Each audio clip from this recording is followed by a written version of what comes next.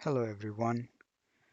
So state of emergency has been declared in Kazakhstan's largest city,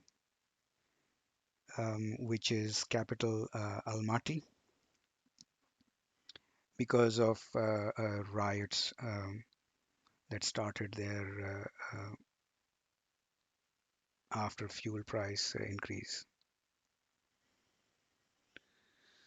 The protests are also spreading now to other towns and cities as well. So Kazakhstan is basically in turmoil. Now let's go through this article quickly.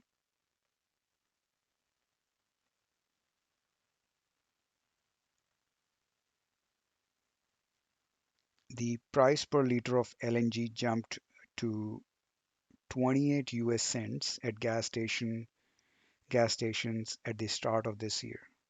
So beginning 2022, prices of 1 liter of LNG are 28 US cents compared with a price of 12 to 14 cents in 2021. So last year's um, prices were between 12 to 14 cents. So in other words, prices have basically just doubled overnight. Thus, overnight, the price of taxi fares at least tripled in many places. Yep, so transportation costs have almost tripled. This is in a country where average household makes equivalent of $250 a month. So that comes to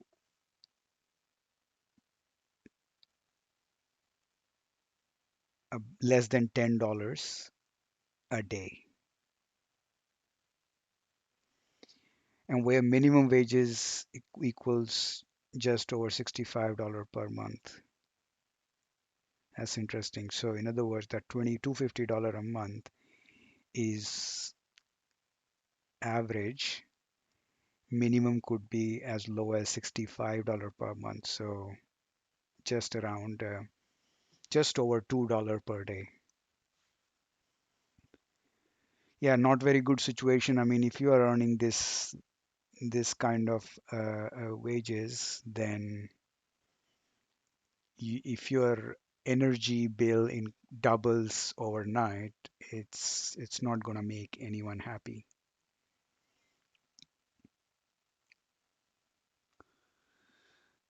And so state of emergency has been declared for city of Almaty,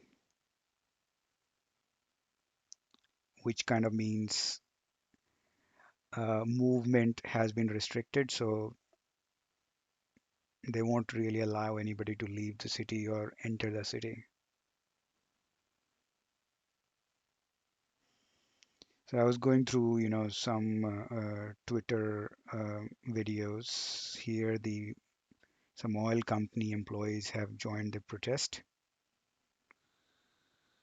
This is a thread where basically large, crowds are protesting, and then police is either shooting them, or like with real bullets, or uh, with smoke grenades, and either or public is trying to fight back and burn the cars and stuff, police cars.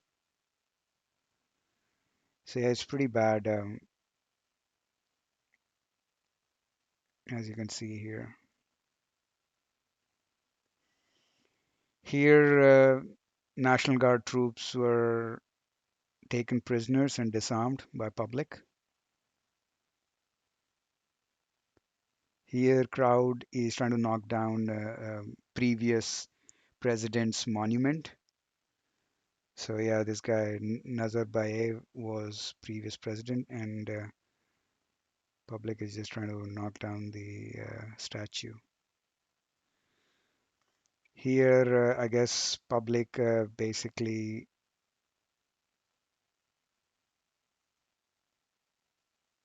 made police their hostage.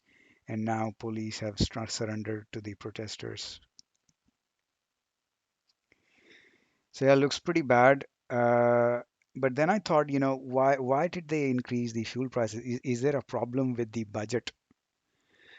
Um, so I was interested in, what is their GDP to debt ratio and things, Um, and then I found that it's not very high actually. So it's not as crazy as is United States and stuff, where they are probably running 100% debt to GDP, and they basically run out of, money. So they were forced to increase the LPG prices. So that doesn't look like the case. Then I came across this article where they have actually explained the reasons. And the reason is this new policy, which kind of took away the subsidization of fuel and trying to bring them at par with free market prices.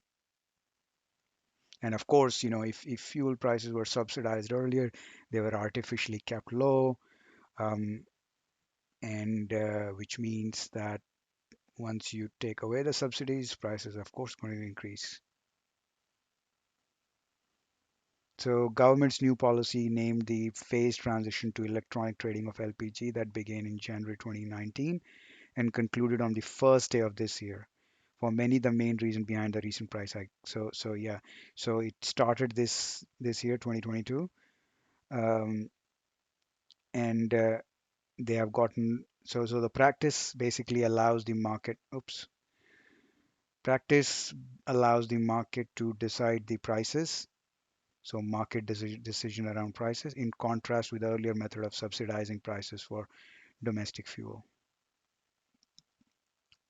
Now it allows to, but the reality is, however, the state regulation of the prices did not seem maintainable either, particularly for producers since they remain below the cost of producing the fuel.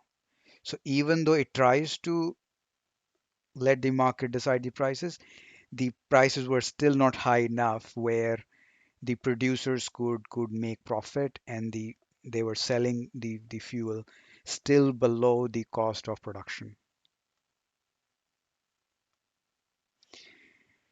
So even though prices were low, they led those who own the fields to neglect the facilities to stop making the necessary investments to avoid losses later, eventually leading to spiraling fuel shortages. And this is the key. When you have price controls through subsidization or whatever method, um, you're not selling something, you're not, you're not selling something uh, above the cost of production. You are taking loss on it. And guess what? You don't have any more than capital to maintain those facilities, which ultimately will lead to deterioration of those facility, and you won't even be able to produce anything to sell it at later point. And that's exactly what seems to have happened. Another reason is the electronic trading system also aimed at ending the illegal LPG trade, in which nations' gas was sold via the black market to countries where gas prices are higher than Kazakhstan. Very good point.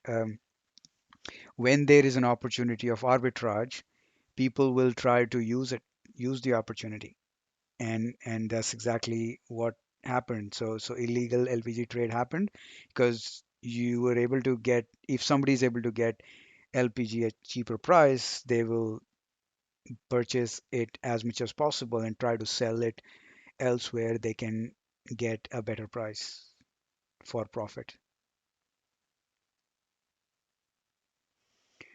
So historically, and also as well as this incident proves that price controls are not going to work. Artificial prices, however they are achieved, never work. They may work in a short term, but they will eventually lead to non-availability issue or poor quality issues or eventually uh, reflecting much higher inflation into the prices of that particular thing or service. So yeah, good lesson for everyone that we shouldn't attempt this. We should let the market be the decision maker. Thanks for listening. I'll keep you updated on this situation. I have a feeling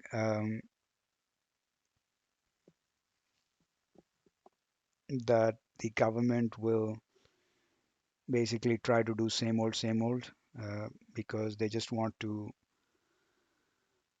maintain their power as long as possible. So yeah, please subscribe, share, and like, and I will see you in the next one.